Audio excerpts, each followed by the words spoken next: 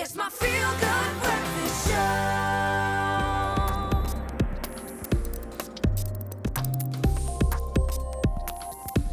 Welcome back to your Feel Good Breakfast Show. It's a beautiful Friday morning. This is Expresso, where the stage is all yours on SABC3. Now it's time to have a look at what's happening in the world of tech and what's being hailed as the start of the third era in the aviation age.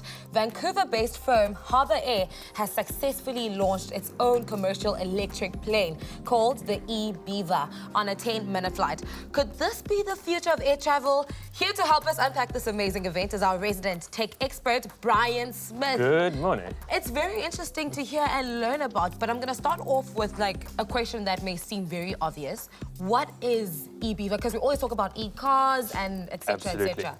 So we speak a lot about electric cars and the transition from sort of petrol or diesel engines now to electric engines. And essentially what this advent marks is potentially the start of the electric aviation age. So just to be clear, the Beaver is actually an existing aircraft produced by de Havilland, so that is actually an aircraft manufacturer. But what this company Harbour Air has been successful in doing is converting this into an electric airline.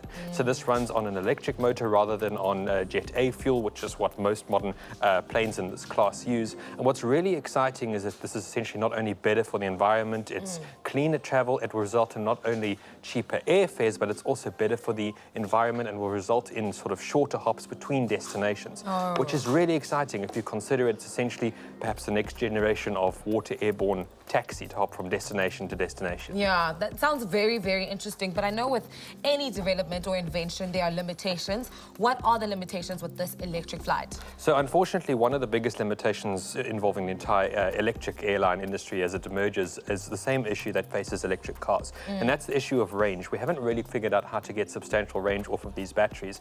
And Harbour Air has clarified that the eBeaver will only be able to travel about 100 miles, which isn't really a significant distance at all. However, if you consider sort of the time saving that it might involve if you manage to skip a regular car or taxi and miss traffic, there are definite benefits to do this. And the other sort of challenge or initial rollout is establishing how do we build infrastructure. So we'll have to build charging ports to charge these planes. But what's really nice as well is that because they're waterborne, they don't require airports. They could be integrated into harbours or other sort of waterborne areas, which is really easy to introduce to other areas around the world. I mean, we had this conversation just like during the break, and I asked you, could they possibly replace OCI, condoms like taxis, and this could be like our everyday commuting kind of transport? So what's the biggest difficulty is that typically these planes are quite expensive from the get-go, and transitioning from a Jet A fuel engine to an electric engine is quite expensive.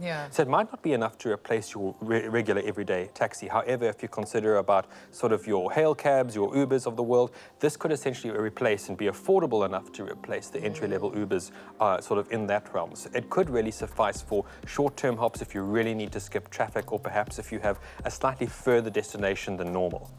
Okay, and then lastly, I just want to know whether it could also, like normal large-scale passenger planes, could they also like convert to being electric? Now that is the next frontier. So sort of this advent marks this first successful time that we've been able to have sort of a commercial airline adopt small passenger craft that are entirely electric. The next avenue is going to be the challenge of converting full passenger planes, so your regular Airbus or Boeing planes, into electric engines. And although we're not there yet, this could be the avenue that we go in the next 5 years. And that's going to be really exciting because it'll possibly be the biggest benefit to the environment, and it'll also reduce airfares in the long run. Thank you so much, Bryan Smith, for joining us. That is your technology update. Right now, it's time to make one of you, our loved winners, well, viewers, a winner.